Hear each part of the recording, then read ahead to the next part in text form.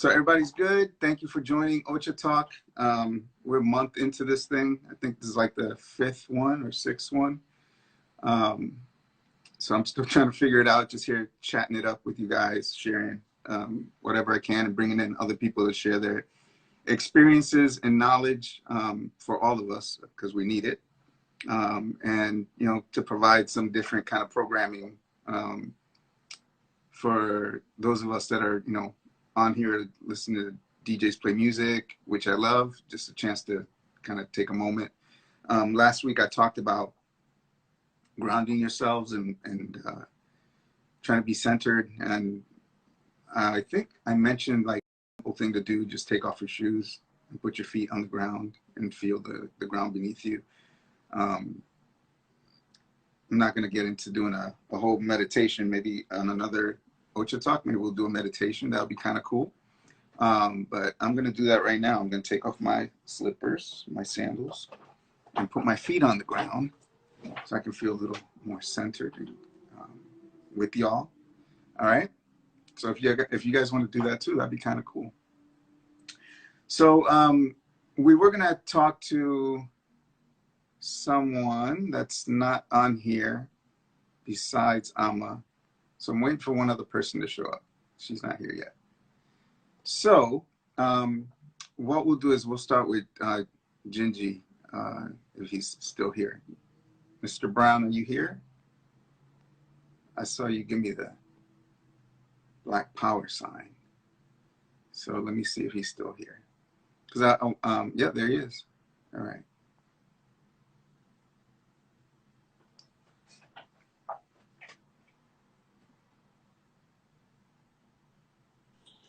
Yeah, what's up? How you doing, bro? I'm good, brother. Good to see you. Likewise, good to see you too. So I'm gonna let you do your own introduction, but first I want to let everybody know that Gingy Brown, most currently, you people, there's your daughter. She just joined. Hey, what's up, baby? Yeah, whoa. Yeah, we'll see that. Yeah, Yawosita is doing big things on social media. Yes, she is. She is. Yes, very proud. She is.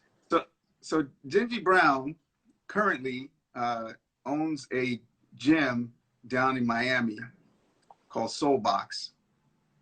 And what's dope about it is that he's a hip hop head. So there's just like, not just hip hop, like good hip hop playing all the time. He also plays jazz and other stuff, but the beats are definitely always playing. And the graffiti is on point. I mean, he's gotten some of the legendary graffiti writers that put some things up on the wall. It's beautiful. So if you go to his page, actually, let me put your thing on here. All right, bet. Let me type it in. Hold on. So that's what he's doing currently. But Gingy has also been an engineer for some classic hip hop records. I'm gonna let him talk about that. Some of the joints he's worked on. What's your SOL? Yeah, SOLBOX underscore FC. SOLBOX underscore FC. Make sure my FC is turned up enough. Yeah. Boom.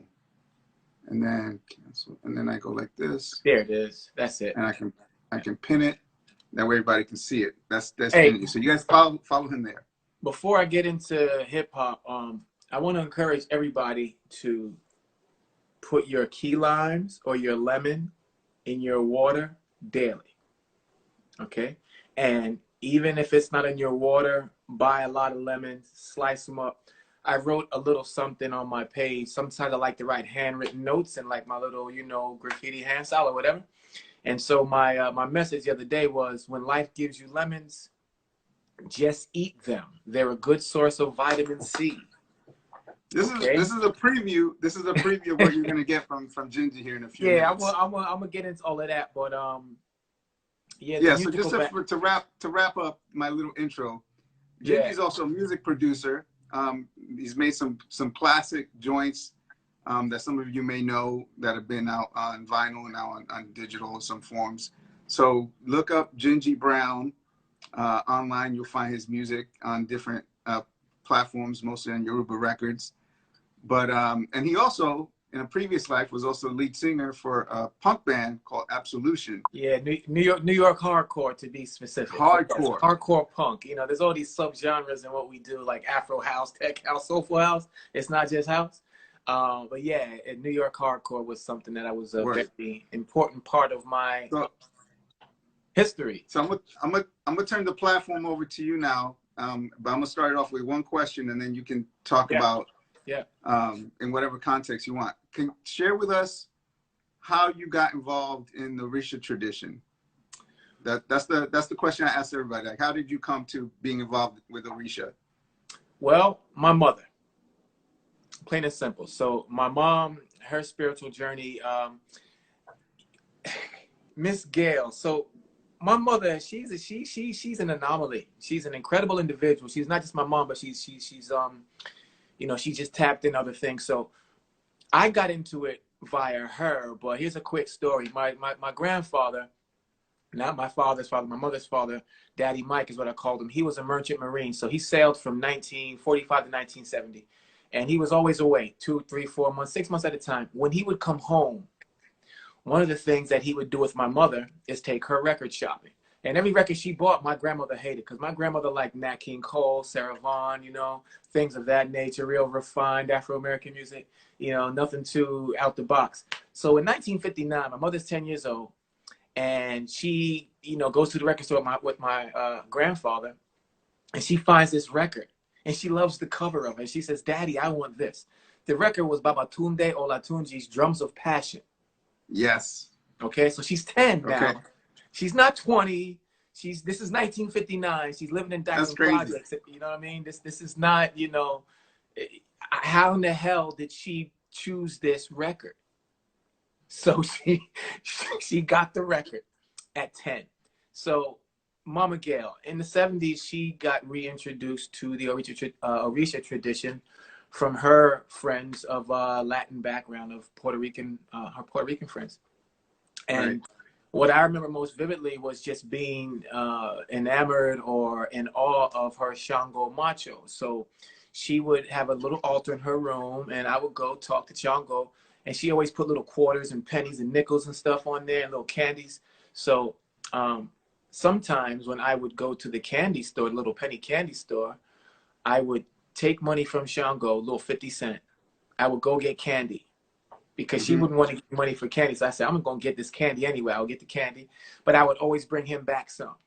You understand? So if I got 10 pieces of candy, I'm bringing him back 2. I didn't have no numbers in my mind, but somewhere in my mind, I just knew, bro, you took the quarter, you took the 50 cents from Shango. So bring him back a Swedish fish, an hour later, whatever I got, a blow pop. I threw it back to him.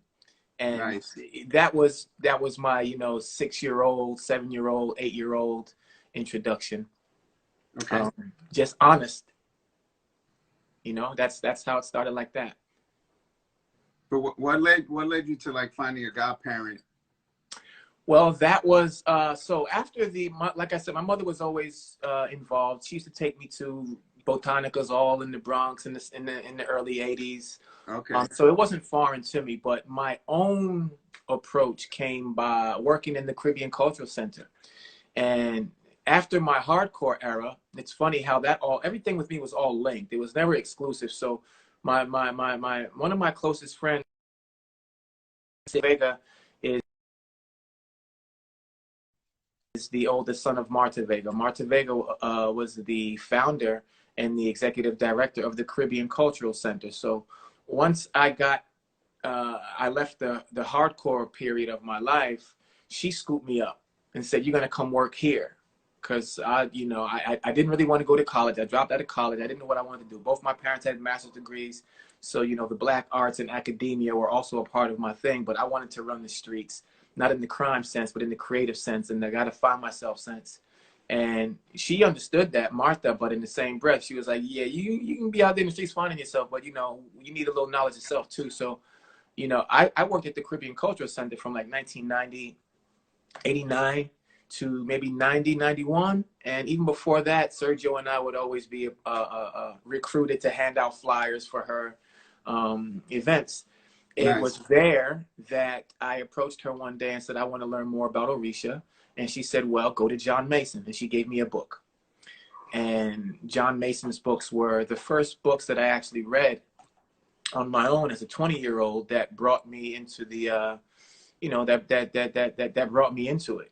And that was how I first, you know, stepped into the light, into the sound. Of course, music was always a very important part of what attracted me, because Martha always had concerts, and she always had cultural events where the tradition was presented artistically, not just on a theological or on a religious level, but through the acts of creativity, through the acts of music. And you know, once I heard drums and drummers, and you know, once I saw like Los Muñequitos for the first time and heard them, you know, things just internally started to tingle and goosebumps started to raise my arms. And you know how that goes. So from there, you know, like your songs, the drums, they call you, and you just kind of, that's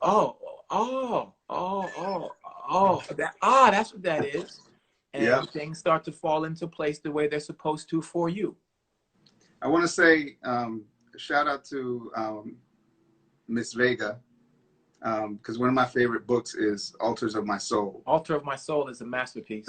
That's a lovely book. For those of you that are just like getting introduced to the tradition or trying to learn, it talks about her journey and her path, and it's a beautiful story. So Altar of My Soul, yes, check that out. I don't think when you read it, it's like she's talking to you. She's not writing. She's just having a conversation with you about. She's taking you through her journey.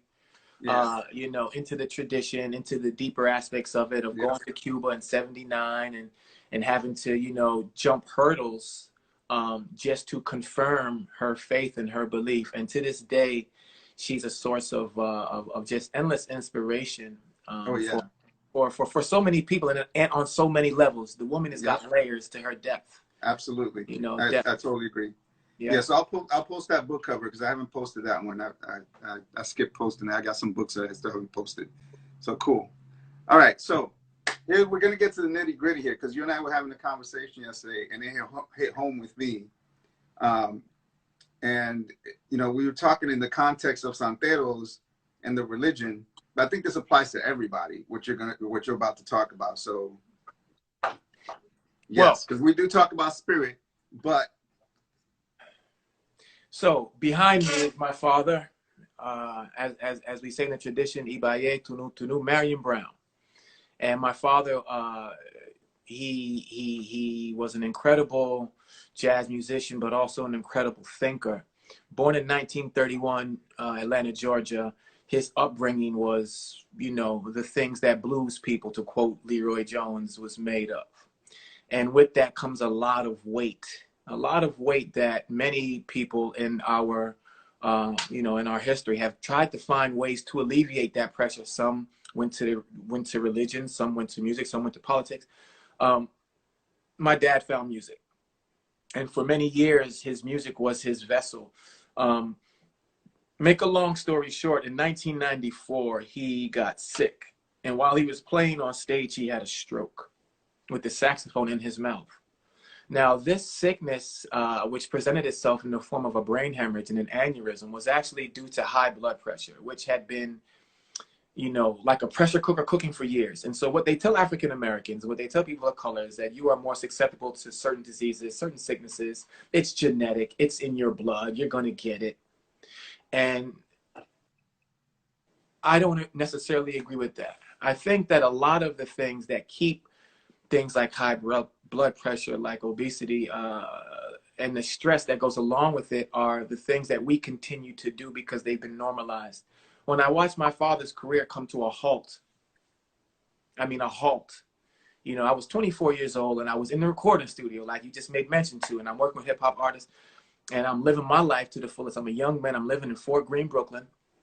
And it did a lot to me, but what I realized was that at a certain point, you know, there's a wall you hit if you live your life a certain way. That wall is unforgiving. It doesn't come with a cushion. And regardless of what you believe in, regardless of where your mind is at spiritually, your physical vessel is still made of matter. And that matter at a certain point starts to disintegrate. It might disintegrate on a cellular level. It might disintegrate on a neuromuscular level. It might disintegrate on a skeletal muscular level, but it happens. And your lifestyle will do one of two things. It will either accelerate that deterioration process, or it can put it at bay. My father's lifestyle, unfortunately, did not put it at bay. His stress, his poor eating habits, his excessive smoking of cigarettes, even to his admission, his drug use in the 70s and 60s, which was not uncommon in the 80s. It wasn't uncommon for people, much less musicians, to be high all the fucking time. It was not uncommon. It was uncommon if you weren't. People didn't trust you if you didn't smoke, if you didn't drink, if you didn't sniff. And this is something that has been a problem in our artistic communities for years now. You know, the subject of lifestyle and being in it is different for everybody. But I have too many experiences or reference points of where not taking this vessel and not seeing it for the sacred temple that it is leads you to that wall. And specifically, our conversation was yesterday about how, you know, in the African American community, if you are of the Baptist tradition, the Christian tradition, your soul food was based on slave food. It became normalized. Now, although it was scraps then, right, and there might have been scraps in Cuba, it might have been scraps in Jamaica, it might have been scraps in the whole diaspora. Even the source of the scraps was more organic than what we've been eating for the past 40 years. For the past 40 years, we've still been cooking and eating the same way, but the source of the food has been tainted. There's more carcinogens in it. There's more refined sugars in it. Oshun's honey has been turned into syrup. You understand what I'm saying? We have become basically our own worst enemies based on our lifestyle habits. And it's my belief, without any disrespect to anyone's spiritual belief, that your God is not going to save you from bad health decisions. Ache. It's not, you know, it's not going to be Jesus or Obatala. You know, your decisions that you make, what you choose to do, what you choose to eat, how you choose to be active in your vessel. If you do not have any reasons why you can't, if you know, maybe if you have your health, that is the most important gift of Ashe you have. And too many times, I think people rest their health and their fortune on the shoulders of their spiritual belief system, and I don't really agree with that. I think it's your responsibility to uphold your belief system and move it into the present by saying, okay, you know what?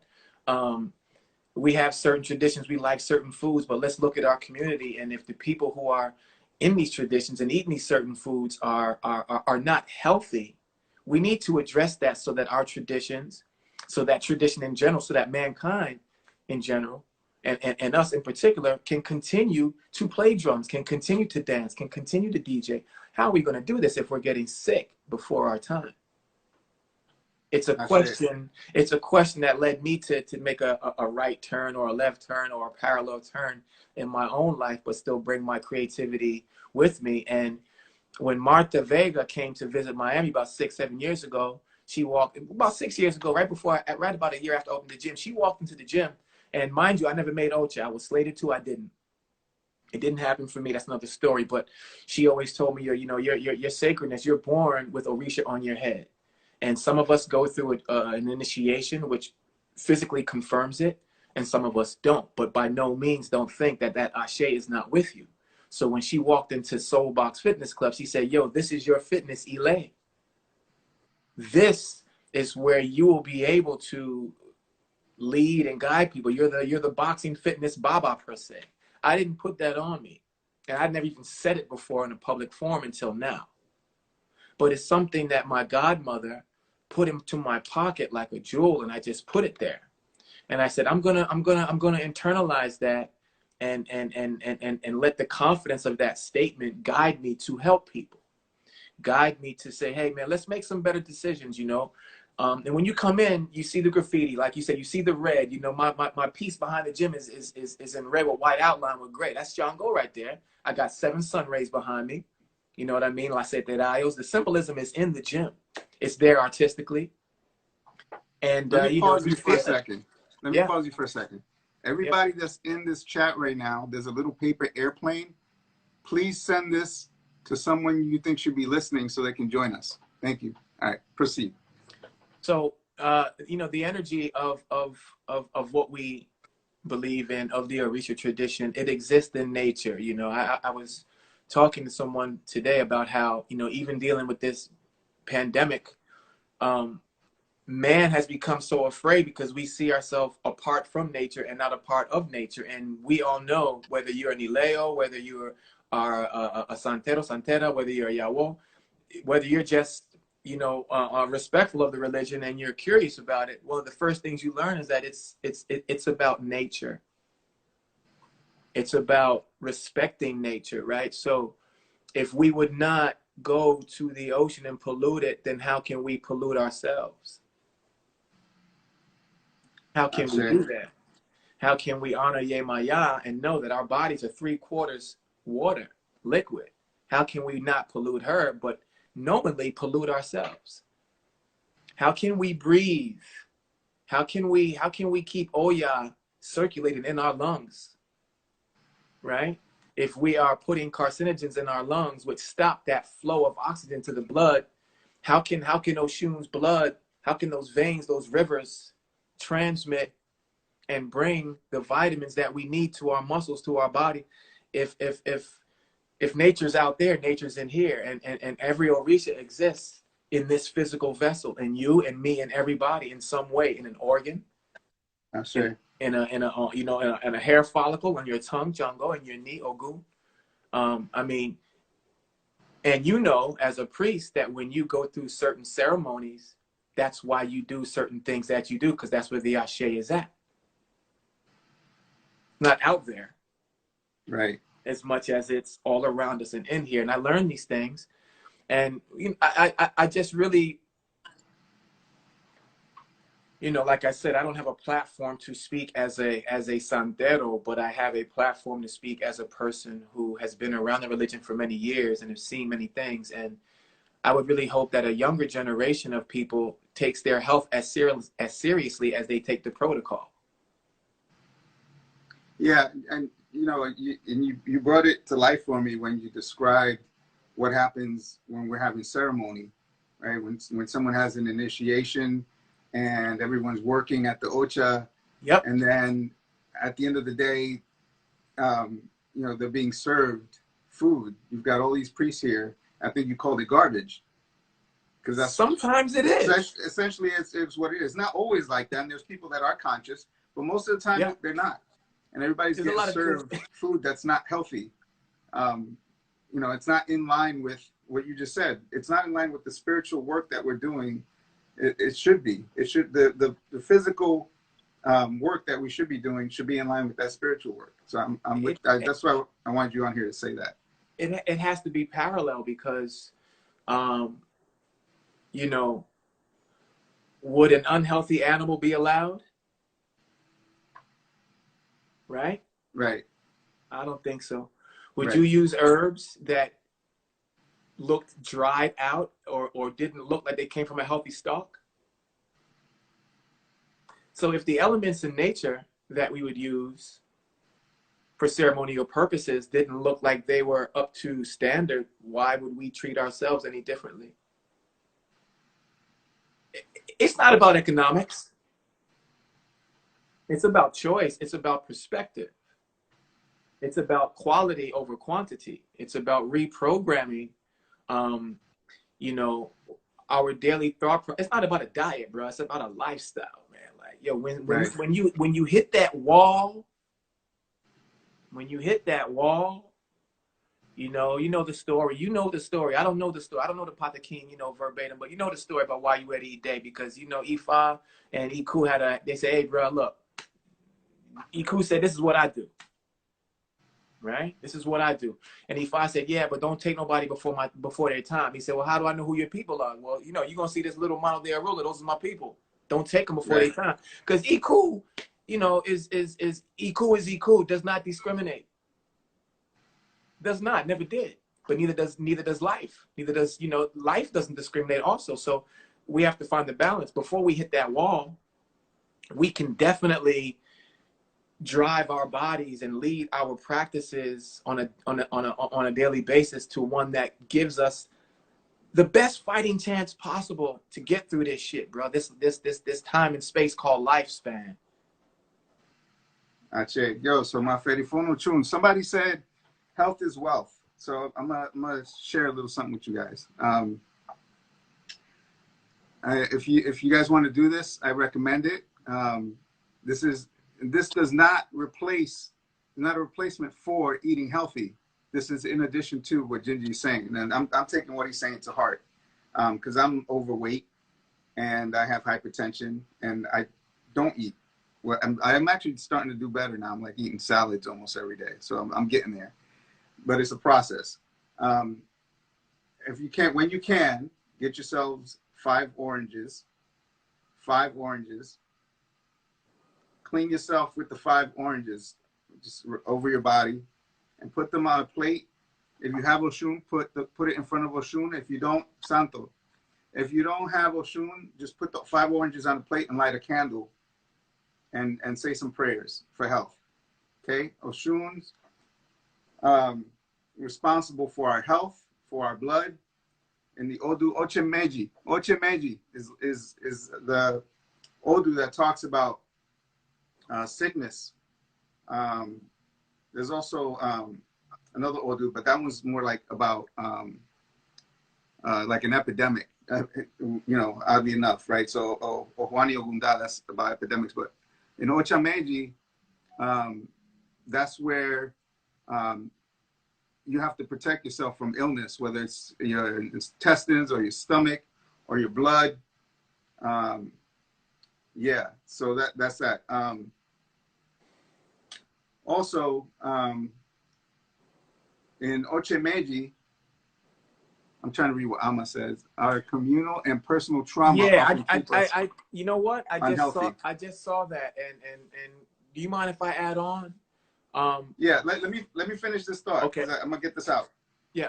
In Oche Meiji, Osain promises. He promises to cure illnesses. Osain promises to cure illnesses if we activate the herbs, and activate the ewe in Osain. So if we make Osain, basically if you pay reverence to the herbs and to the plants, he promises to cure illnesses. I interpret that in a different way. That can be interpreted as doing ceremony, but I interpret it as eating plants. Bingo. Okay. Bingo. So, okay, back to you, my friend. Bingo. So, you know, wow. Somebody here just said about the trauma, and the psychological trauma is also a part of our unhealthy lifestyles. And you know, this thing is like a layered cake. It's not just about eating right, it's about thinking right, but it's also about, you know, what's the term that the young kids these days say, unpacking, right? You got to unpack that luggage and say, well, shit, how do all these things create this heavy luggage? We need to eat more plants. Absolutely. I think now we need to eat more greens. We need to, I'm not saying that people should be vegetarian or not. That's not what I'm saying. But I mean, if a gorilla can be one of the strongest mammals by eating plants, and so can cows, well, then maybe we can take something from them and like you said, activate that, because, you know, the power that's in those herbs, the power that's in those greens, they're there. The power that's in the fruit, it's there, you know. Now, yep. Everybody has a different set of circumstances that they're dealing with, be it financial, be it physical. But a lot of the things we can do, and especially someone like yourself, you can reverse those things just through lifestyle change. You don't have to live with obesity and with hypertension. You can reverse those, you know, and you have children and you have a wife and you have a community of people who love you dearly, who want to see you do that. People want to see people win. Right. People don't want to see people lose, bro. You know, people want to see people win, and they want to see you overcome whatever hurdles you have, because we all have them, and that shared vulnerability makes us all human. I used to smoke a lot of weed, too damn much, all day, every day, from sun up to sundown.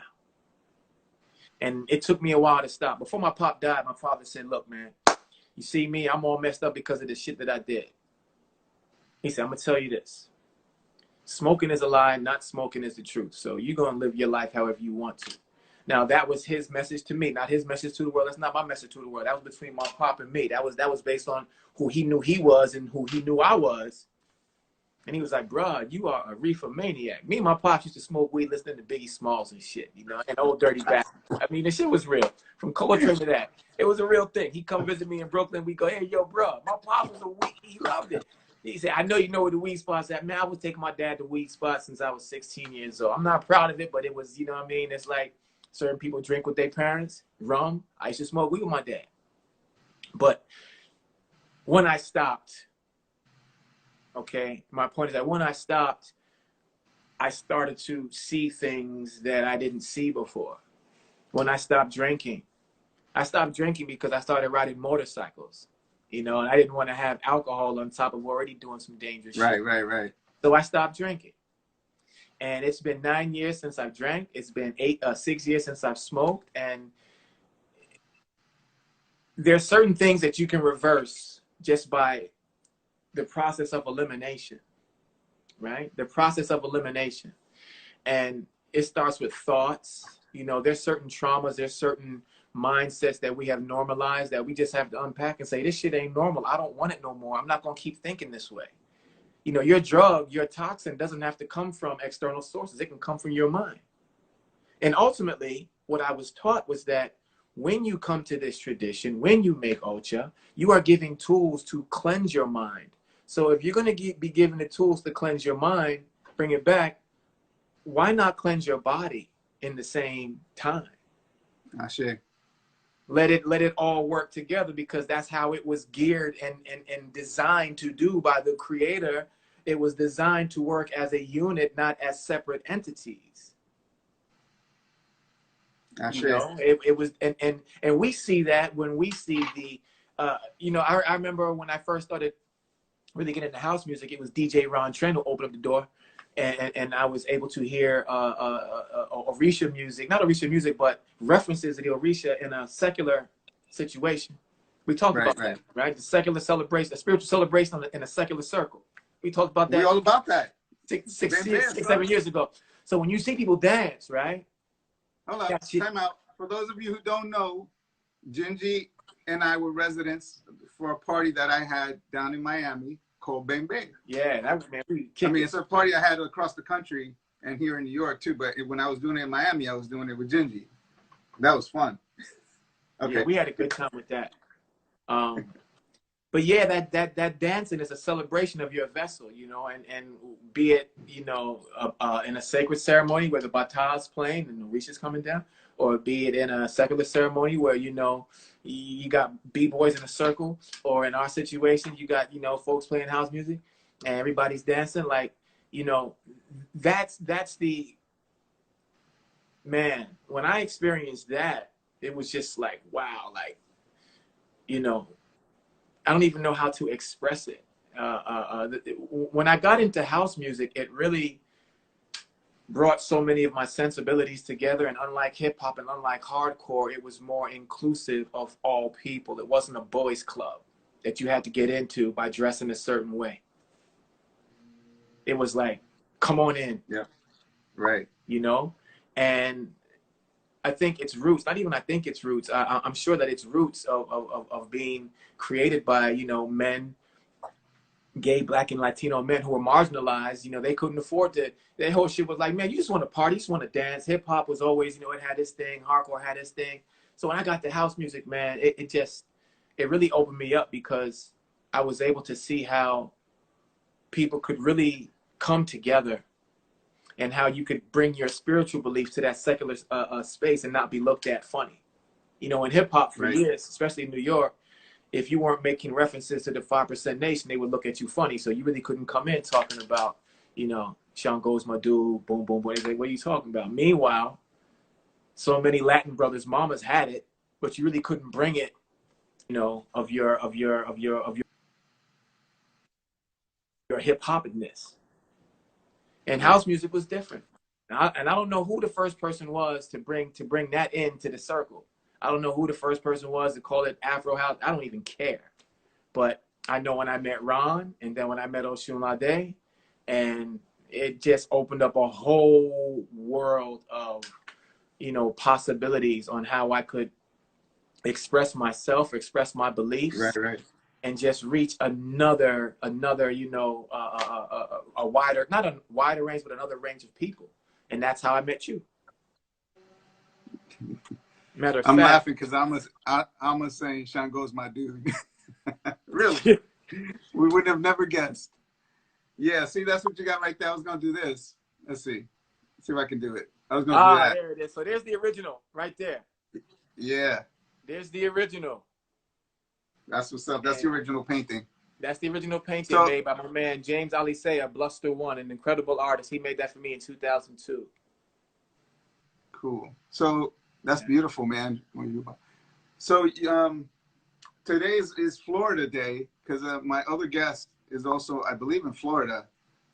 Negra with Tumbao. I want to get to her, and I also want to talk to Ama. Yeah, absolutely.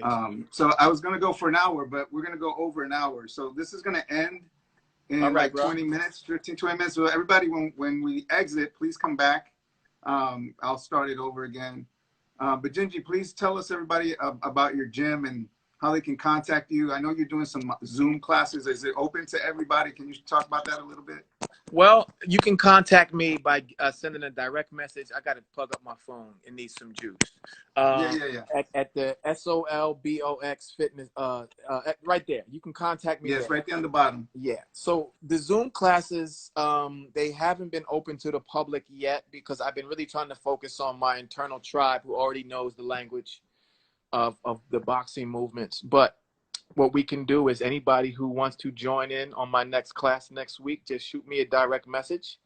And I'll give you my email address, and we'll communicate, and you'll be my guest, and you'll see how I throw my jabs, my crosses, and you can keep up as much as you can. If you just want to watch and peep game, you can do that. I encourage you, and I invite you to come into the soul box world and see how I guide people through the sweet science. And come on with it. Also, we've been doing these Ocha Records takeover with DJs on the Ocha Records page, and I was talking to Gingy about having Gingy do a takeover and actually do a little bit of a workout for the folks that are home sitting around now exercising. I tell you what, I would love to do a workout from the gym one day, because that way I can bring y'all visually. Just a little short taste. Yeah, just give you a little quick bombastic taste of some stuff. So I would love to do that. We can definitely plan that for the next one. Dope. Well, thank you, sir. Hopefully this will be over soon. And people go to Miami all the time. They go to Miami Beach. So next time they're in Miami, they need to come check you out. Like the day after, when they feel hungover, they need to work out and come sober. Yeah. Hey, if you come hangover, I'm gonna kick it to you even harder. So keep that information to yourself. I can attest to that. Don't come to me talking, oh man, I was out drinking last night. I'll be like, so? But yeah, for real, I'm gonna let y'all go. Thank everybody. Jali, love you, and to all the people who tuned in, thank you for checking us out. But go to the page at SOLBOX_FC. You can shoot me a DM, and we can take it from there. And you can rock with us. You can rock with the Soul Boxers, the 305 Soul Boxers. Yo, thank you for dropping the knowledge, man. That was beautiful. Thank you. Hey, man, it's my pleasure just to share my view. That's it. Nah, you dropping pearls, brother. Thank you. All right, bro. Peace. Peace. All right, so let's see. How do I exit? Okay, so I used to live in South Beach a few years ago, 5. And Gingy was my trainer, too. I mean, we go way back, but we were friends before all of that, but he started training me, and I miss that big time. Big time. All right, let me see if I can get our next guest on here. And let's see if this works. Negra with Tumbao. Connecting. Hi. Boom! Yes. Bendición. I don't know this young lady personally. We know each other from Instagram. And Yes. I've seen you on numerous chats talking about Orisha and dropping pearls. And so I was thinking already about having you on. But then last week I told a story about Ogun, something that happened with me and Ogun. It's on my page. You guys can go back and watch the story. And you wrote me about your experience with Orisha, how Yes. Orisha happens to all of us. At one time or another, Orisha manifests themselves in the physical just to like get you to pay attention. Yeah. So before you tell that story, tell us about yourself a little bit and tell us how you came to Orisha. So I'm a journalist and editor. I come from an Orisha family, ironically, but it took me 20 years to crown. You know how that goes. And I actually grew up Muslim. So at 14, I made the decision to leave Islam. Like, Islam is beautiful, but it didn't fill me the way Ocha does. So I made the choice to leave Islam, and then I just started, being around my family and not necessarily saying, hey, teach me, but just seeing what happens like at a drumming or seeing, when they're preparing things, not preparing things inside ceremony, but like when they're anticipating making another Ocha and the things that people went through. I saw those things and it was just beautiful to me. And I didn't really become officially a part of the religion until like 1998. I go to San Diego and I had a Bahala. I had my Bahala done in San Diego. And I still have my very first Bahala, the paper. I still have it.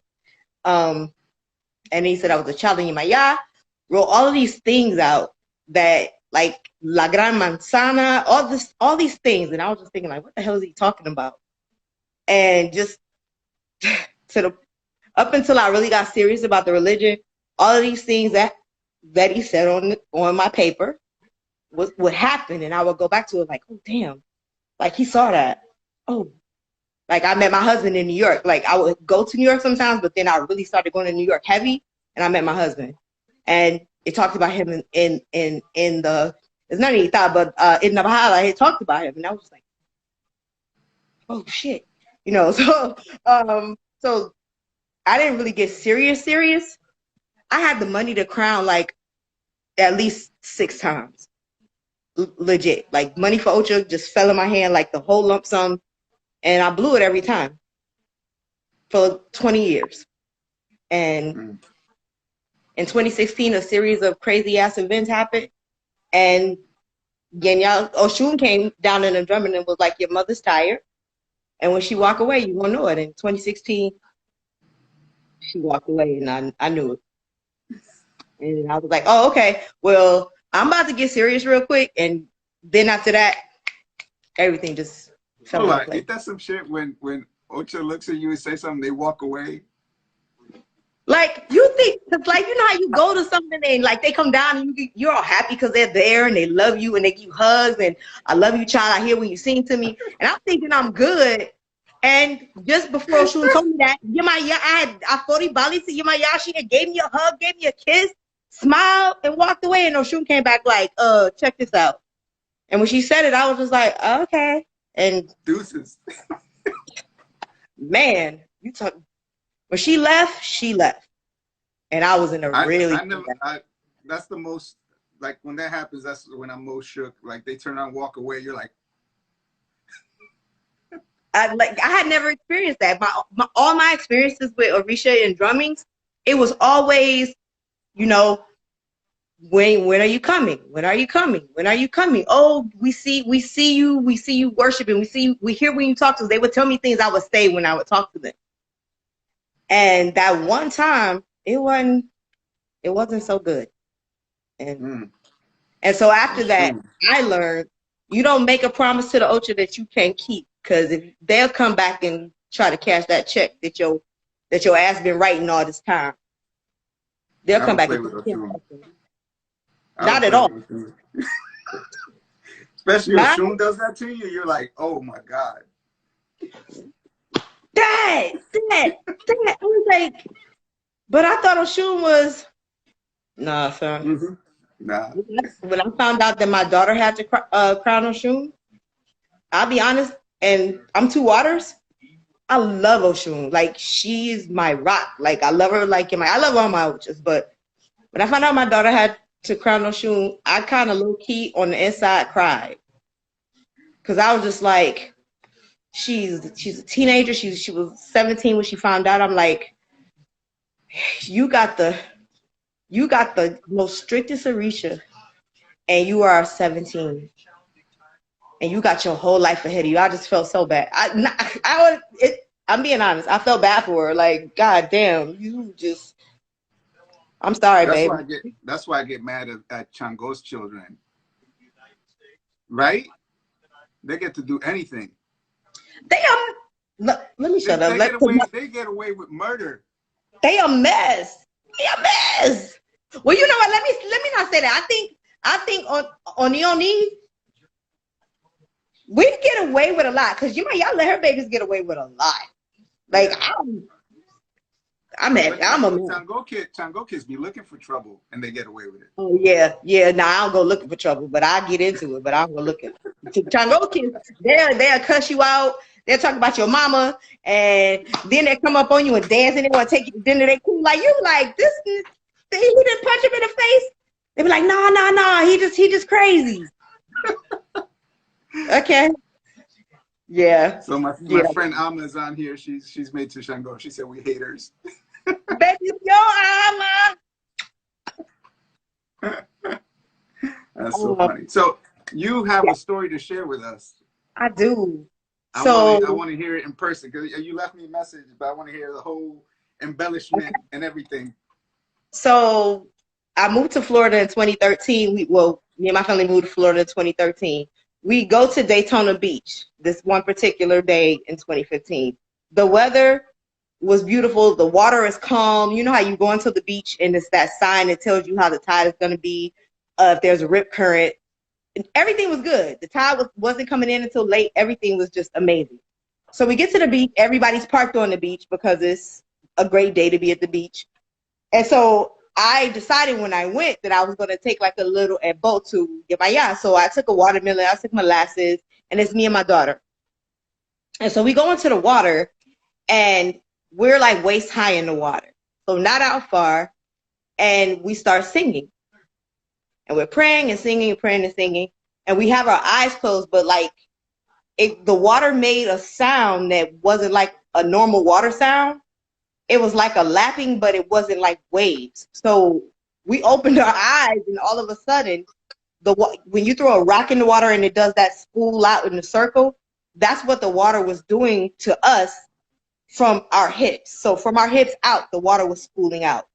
And so we in the water, we gave the bow, we doing everything. I'm in the water like, you don't be like, what the fuck? Because you're my yeah, but it's like, all right. And then so we just like, she was like, my daughter was like, mommy. I was like, okay. The water didn't pick up, like other people still swimming in the water, everything. And then all of a sudden, we, like a light show with fish, we get all of these fish jumping around us. Like, I can't, my other hand is holding the phone, but it's literally like around us in a show, like a dancing fish show. And I bullshit you not. A dancing fish show, and my sister-in-law, who was like maybe 50 feet or 25 feet from us on the sand, she goes, oh my God, Kika, oh my God, how are you doing that? And I was just like, are you recording? That's all I could think. I was like, are you recording? I don't know. And just like that, it happened for like 2 to 3 minutes, and just like that, it was done. And the water went back to being regular, and we got out the water, and my sister-in-law was like, oh my God. I was like, if I didn't know y'all was real at that moment, there's nothing scientific that you could tell me would make that happen.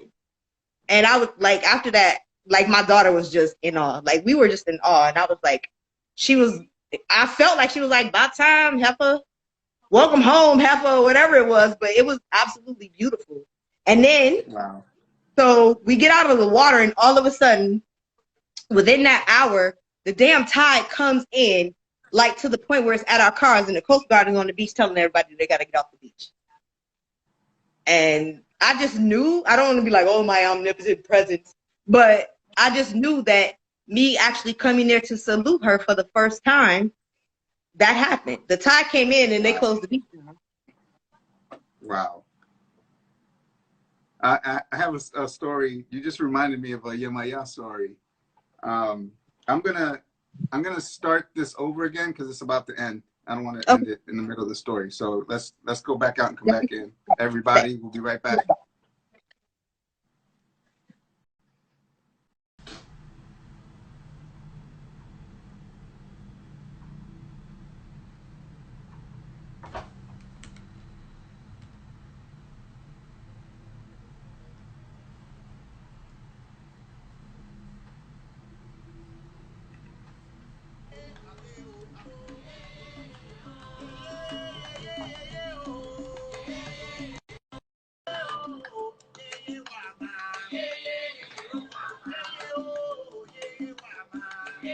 Were you? Okay, I was like, All I right, thought I heard we're Orisha back. music. I was like, oh. What's that? I thought I heard Orisha music. I started dancing like, okay, is this in my head? Oh, yeah. Got my little tambor going on here.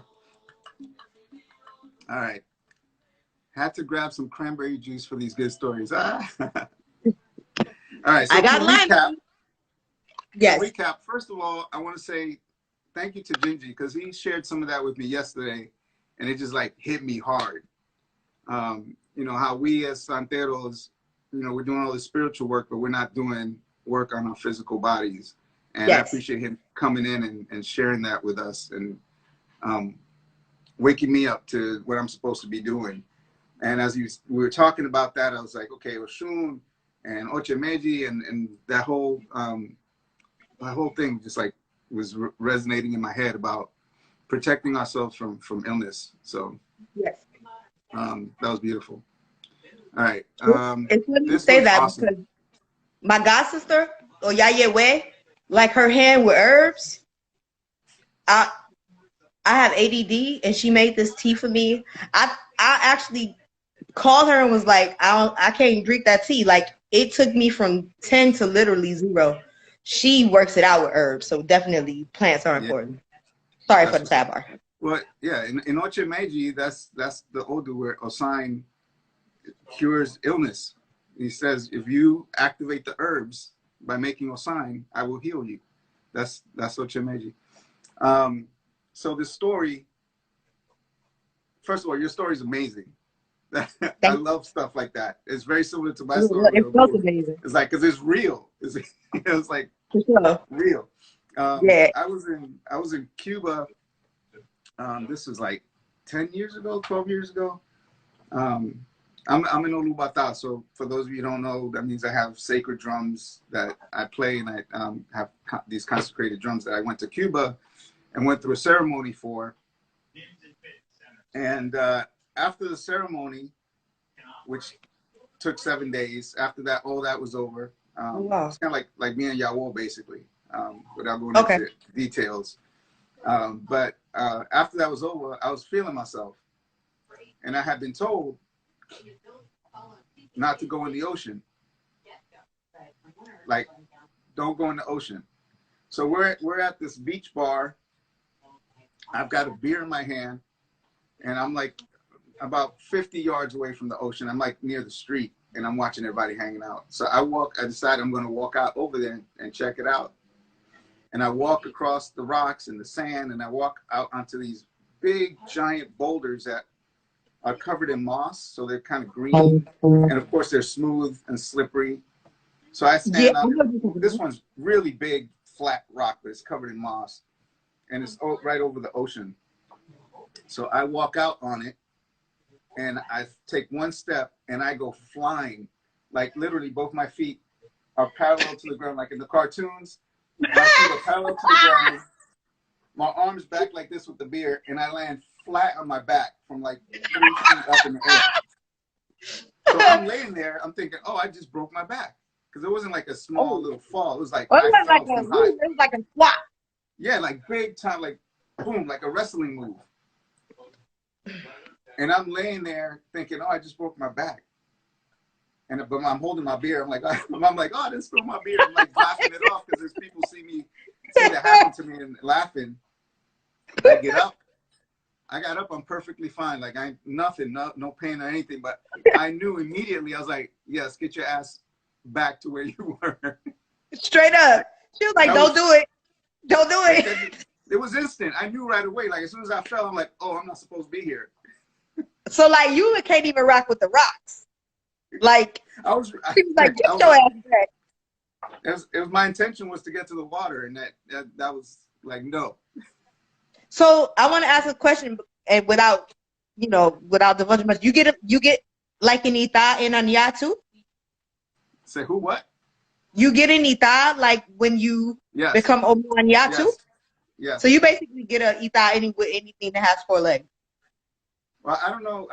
For Omo Anya, there's no ita. There's an ita for the Anya. The Anya is an Orisha, so there's an ita. No, I'm saying like when you go to Anya, when you become an Omo Anya and you learn, you get. It's not that, so that's different than what you're saying to me. An Omo Anya is someone that is able to play the Anya drums. Okay, that's you say the sacred bata. And Olubata. Okay. Olubata What's the difference? Is the owner of the drums. Okay. So that means I own drums. Got it. Okay. I'm narrow. I'm with you now. Okay. See, I won't. So I have Anya, which is different from being an Omo Anya. An Omo Anya is someone that can play Anya, but they don't have drums.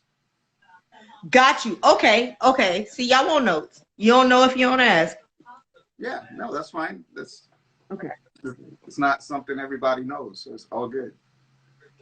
All right. Sweet. All right, okay. So that was my story. So is there anything else you want to share with folks?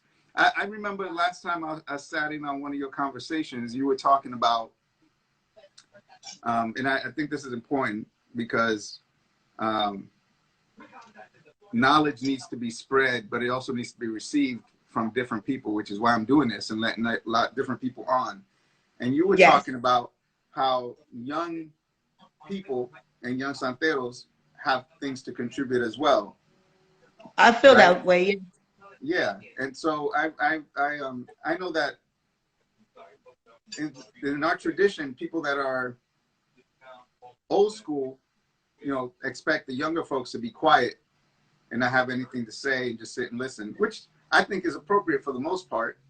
Absolutely. But at the same time, I think the young people also have things to contribute and things to say. Can you say something about that?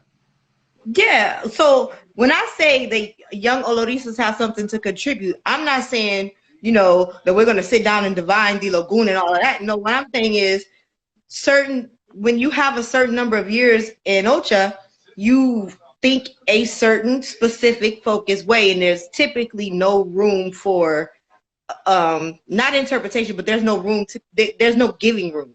It's like, this is what it is, and stop and don't speak, and and I really apply my Ocha like how I raised my daughter. Like, I come from parents who were do as I say, shut up and listen, you gonna learn, blah blah blah blah blah. I couldn't take that approach with my own daughter. My daughter's 18 now, but like, it was my daughter who pointed out to me, Mommy, when you just shut it down because you're the adult or because you're my elder, or you're yelling, or you're talking to me in a way where you don't see me, I shut down. I don't receive anything that you're saying. Right. If my own daughter, who's a child, has that wisdom to tell me that, and and I'm a baby in the religion, but I'm technically a grown woman, from the mouth of babes, there's wisdom in that. Like, I'm not trying to come in and take over no ceremonies and we need to do it this way, but I have a lot of young Olorisas have a value and certain things to add. And if you would just put the I'm older than you aside and just hear the message, it might be something you can use. Ashe, now check this out. This is deep, because you said I'm a young Orisha. I'm not talking about reading the lagoon. I think that's what you said. And we were talking about Ochameji. Yes. Ochameji is the Odu where the birth of reading with the caracol happens in Ochameji. the person who reads the first caracol, the first odu that comes out in Ocha, in that odu is Oshun, the youngest And the Orisha. youngest Orisha. And the odu that she throws with the caracol is Ochemeji. That's the first odu. Okay. So in my entrada, I'm 5'5" in my entrada. So I always there's wisdom in youth, just like there's wisdom in age. As long there has to be a mutual respect. And I posted a post on my private Facebook today that it was kind of a rant, but it kind of wasn't. And it was just like, you know, we've gotten to the point in this religion where, you know, there's the expectation of respect just off age. That's cool. And whoever got Ocha, they older than me, I'm always respect that crown. But at the same time, the same crown you have and the same process you went through, I went through that process too. And you can't diminish my crown because your crown is older. Gotcha. And I think we're doing that. They're doing that a lot in the religion. You know how, like, I have these people who are like, oh, my Yaworahe was blah, blah, blah, blah, blah. It was wonderful. And they love me. I didn't get that in my Yaworahe. It's cool. We born alone and we gonna die alone. So, I mean, I'm cool with it. My Yaworahe was, but that mentorship and that love and that guidance, it left me lacking. And when I'm going to have my own god kids, that's the one thing I'm going to treat my god kids like I treat my daughter. She has something to say, I hear it out. And sometimes I come out my mouth, I'm reckless. Sometimes I'm a mess. So sometimes I gotta eat and be like, you know what, my bad. I'm sorry. Right. And that's just what it is. Gotcha. That's what's up. What's that? Yeah. I'm saying hi to Mama Lewa. Hi. She's called Oshun. We were just talking about something. It's Oshun Day here. Yes. Yes, it is. But I wanted to thank you for having me too. I appreciate you because I know how it is in the community. You know, all our elders speak, and typically younger, we're not really given the opportunity to speak. So I really appreciate you for having me. Thank you. That's what I'm here to. I'm here to share information with people and have other people share their knowledge. So let it circulate. So it's not a secret. It's something that's a part of my life. I do music, but my music is intertwined with my spirituality, and I want to share that.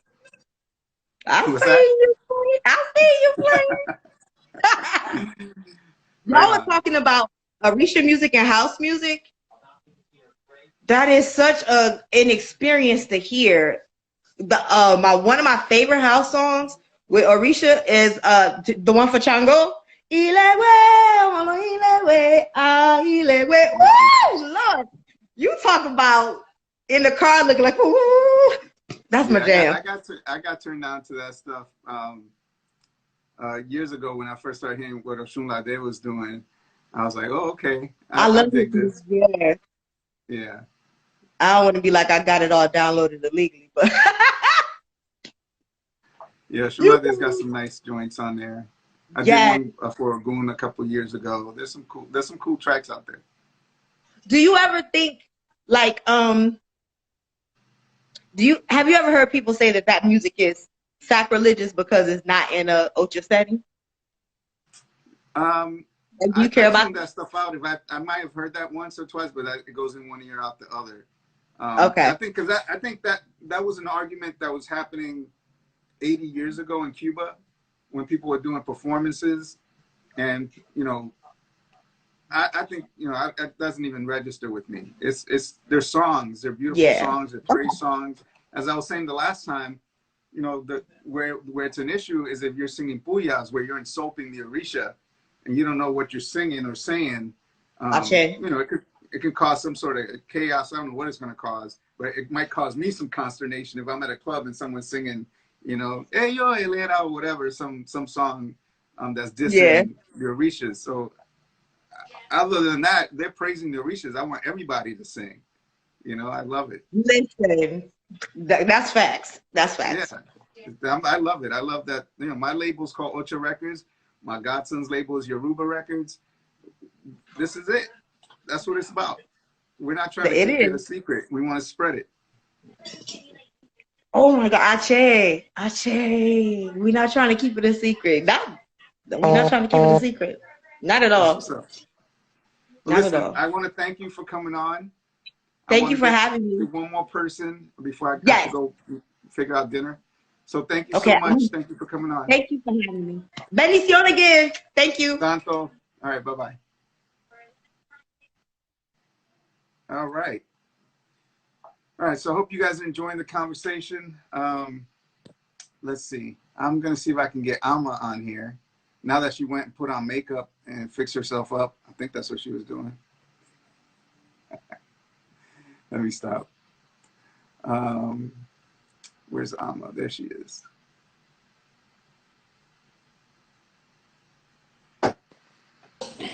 I didn't have to go put on no makeup because it's a wrap for all that today.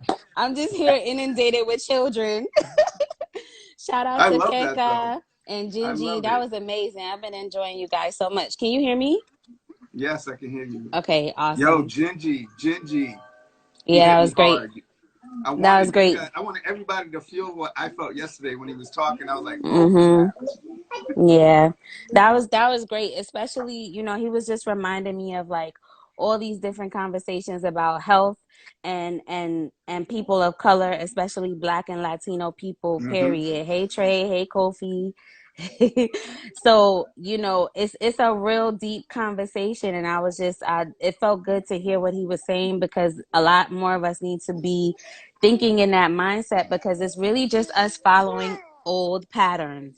You know what I'm Right. saying, when it comes to our health, and we've done so much as African descended people to break the patterns and the chains of Eurocentricity and all the things that we've done to make it so that we're healthy in spirit, that sometimes we do that work and we haven't also done the physical work of being healthy and breaking those chains as well, and eating certain foods and finding ways even in poverty. What's your problem? Sorry. No, Finding it's fine. ways even in poverty to address those cycles. You know what I'm saying? So it's dope to have that conversation with people in the tradition.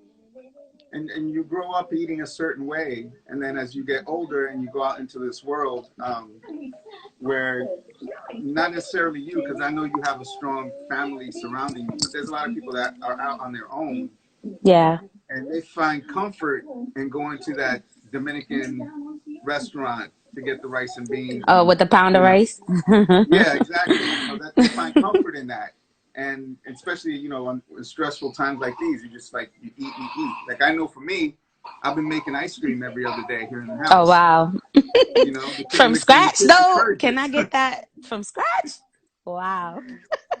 um, but yeah, it's just it resonated big time with me, and that's what I was talking about. Like I've been eating a lot of salad, and then I started thinking about in connection to Orisha and Odu, and I was like, okay, yeah, okay, I see it, and that's why I was Yeah. like today's Moshun Day.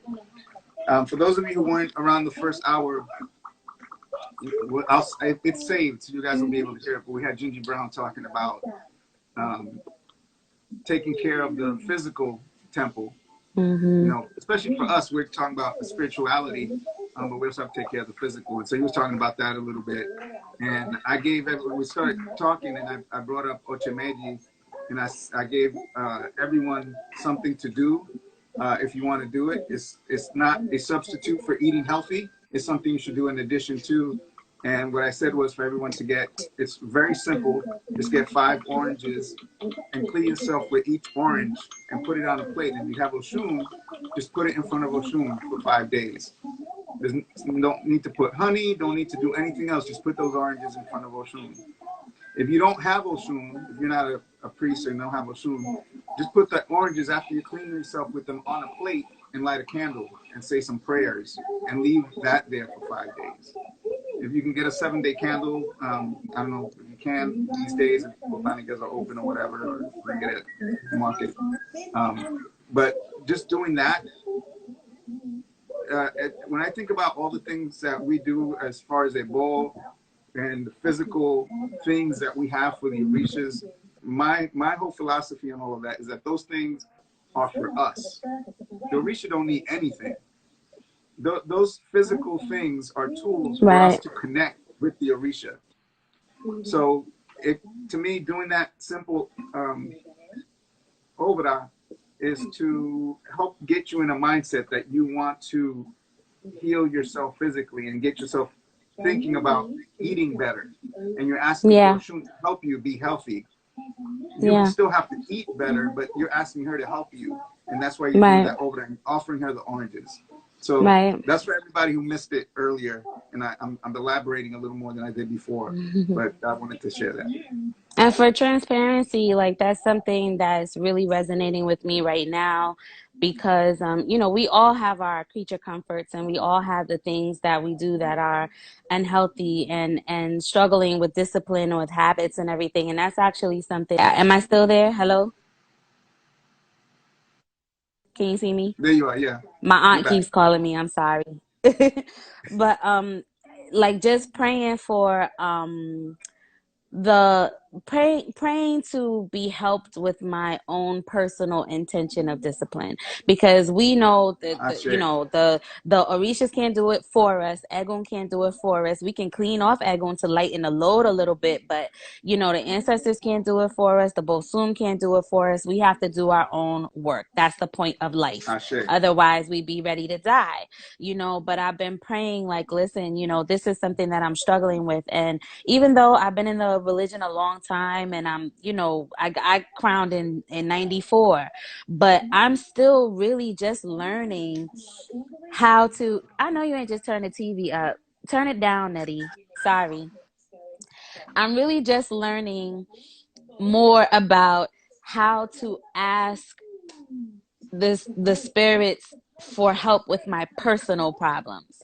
You Mm. understand like the difference between like, you know, oh, I want this thing or I need this thing, so help me get it, you know, or I'm, you know, here's where I'm going moving forward, so help me accomplish this.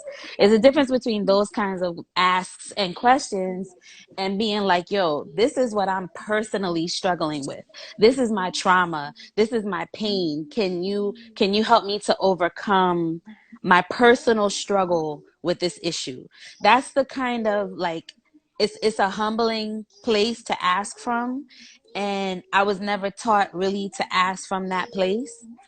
And so I'm learning a lot more about that now, and just in the seeking of wellness and good health and trying to be, you know, a good wife and mom, and now like trying not to go crazy under lockdown. It's just, you really have to confront everything about you that ain't right, you Ashe. know. And so I've just been like really concentrating and talking to all those transformative orishas like Shango, like Oya, like Olokun, and Egun, of course, and just asking them to help me with the things that I need to transform, that I need to turn on to the other side. And so I appreciated Gingy's conversation because it anchored that kind of desire to do back. Hello. Hello. Mm-hmm. Yeah, it You're there. anchored that desire into faith, you know, and into practice. And so, you know, that's just more of where I'm at these days, especially now that I'm home. You know, it's just the opportunity to pray and to move from that place. So yeah, that was great. Ashe. So now I want you to help me Okay. because I'm Uh going to be a Shango here. oh. Y'all was hating. I was So like, I want you to yo. explain to me. I want you. I'm gonna give you the floor. Explain to me why y'all get away with everything, and what. Tell me about Shango and what your relationship. What have you learned? Talk to me. Help me You know what? understand. It's interesting because you know, I'm a female, and I'm a priest of Shango, and I always read for Shango, like from birth. I never, they thought I was gonna make Oshun. They thought so much so that my first godparents were priests of Oshun, which they knew can't make Shangos, but they just knew I was gonna change, and they were like, "Oh, don't worry about it, don't worry about it." So of course, here I go, you know, and now I'm making Oshun. Sorry, I'm making Shango, but my Fetty Fun Oshun every day, right? So my relationship. Hold on one second. Stop. Yo, I'm just like, but That was the this is mom the look. life. The This mom this look. is we transparent over here, right?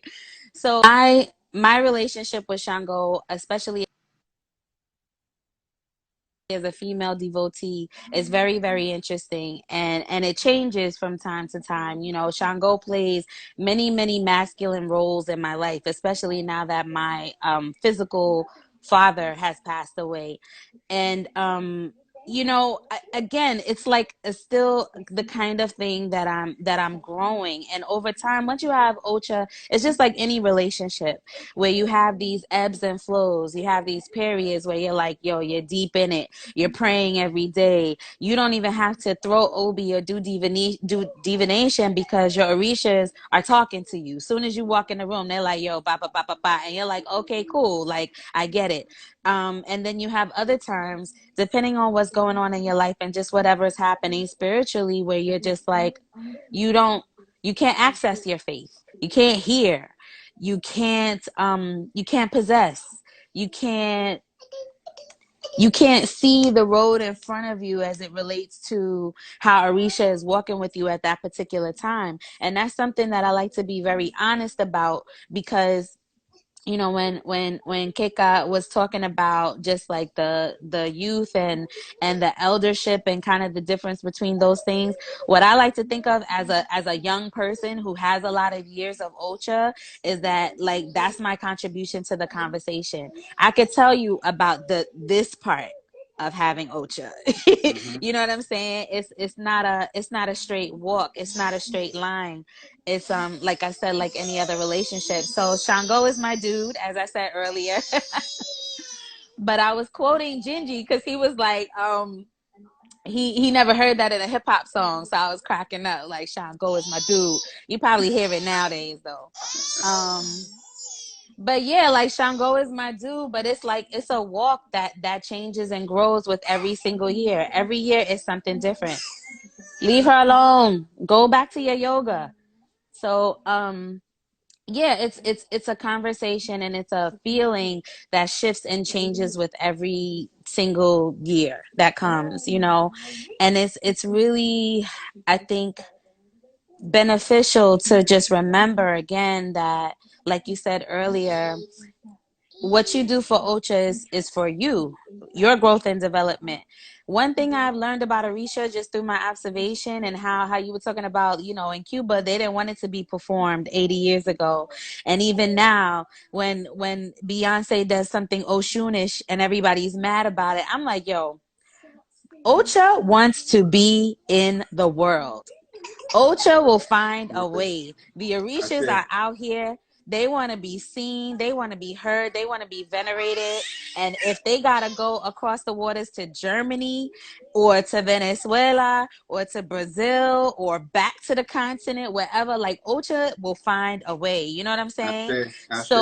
So I have no delusions about me being the one to make sure that, like, Shango lasts and Shango is held up. Shango in my life is for me, and for me to capture and be true to my own essence. You know what I'm saying? Ashe. So, you know, it's just something that I constantly think about, and there are so many ways to think about the role, whether you're a priest or not, of how these entities move and shape our lives. It's just something interesting, and I really love your platform, and that you're inviting so many people to talk about what that means for them. Thank you. No, I mean, Yeah, everybody has something to contribute. word. We're all spirits. We're all spiritual people. We all have something to contribute. And what you just said resonates with me big time, because it's been a journey for me as well. Even though I'm wearing the El Igual hat of Santo Agayu, Your Santo hat. and Agayu is not an Orisha that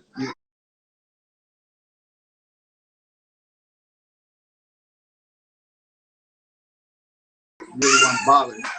And so, you know, it's I've been leaning on all my other Orishas a little bit more, and every year is different, you know, depending on what's going on. And the big guy is just there, kind of like, you know, I'm here. He's watching. Don't bother me unless it's important, you know. Wow. So, but it's been a beautiful journey. So I'm really happy.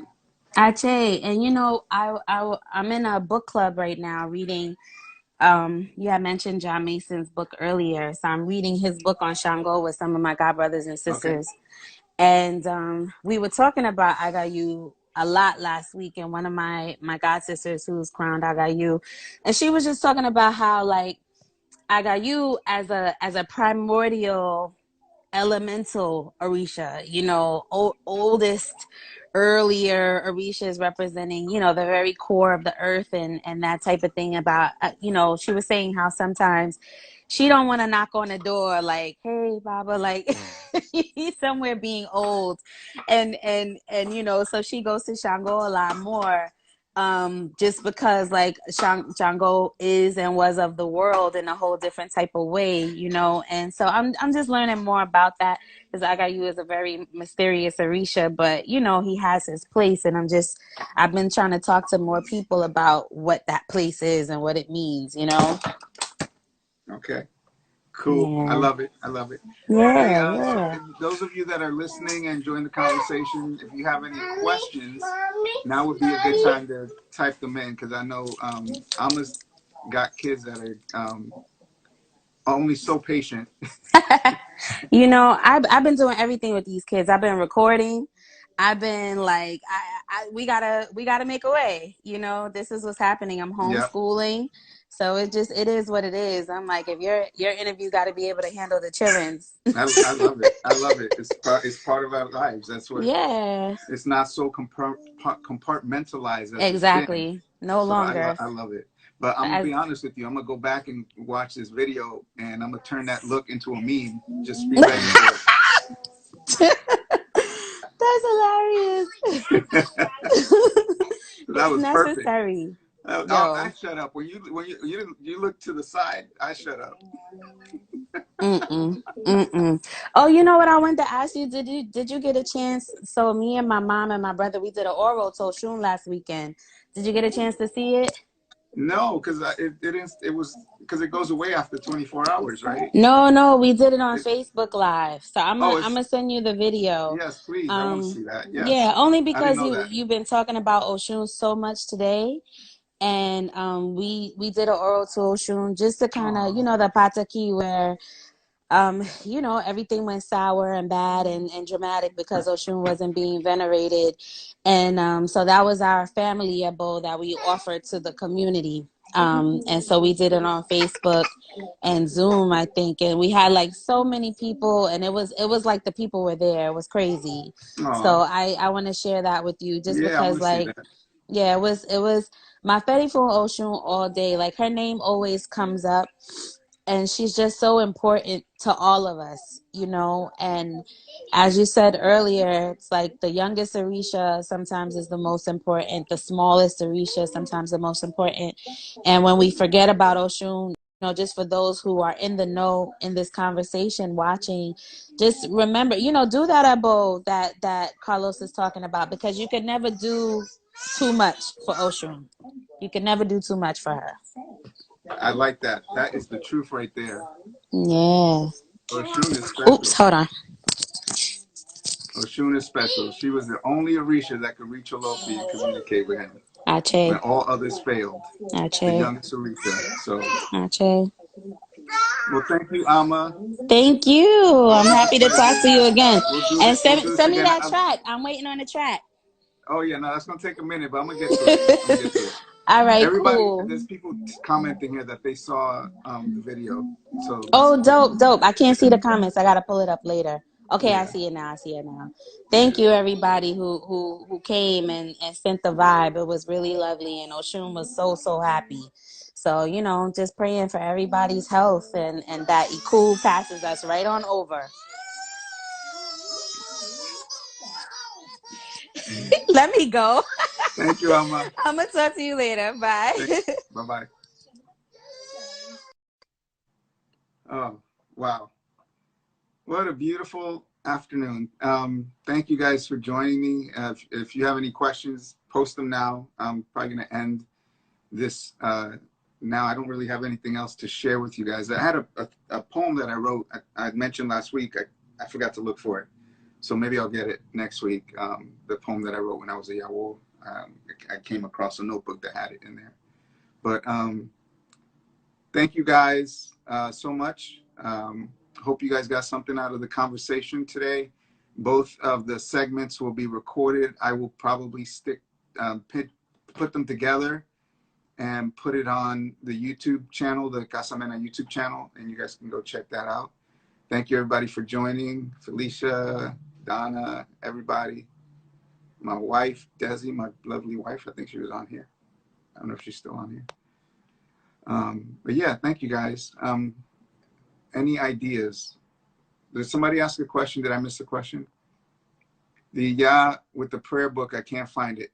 If you go to ebooks, I'm sorry, iBooks, it's on there digitally, I think. iBooks.com. You'll find the prayer book. Where is it? Yeah. And the picture of it is on my page, I think. So DM me if you can't find the name of it. But yeah, it's on iBooks, I believe. I don't think we have any more. I don't have any more physical copies. I don't know that she has them either. So, hi Trey, what's up? But yeah, so thank you guys. I'm just scrolling through here, make sure I'm not missing any questions. All right, I don't see any questions. Have a beautiful weekend, everybody, and we'll talk soon.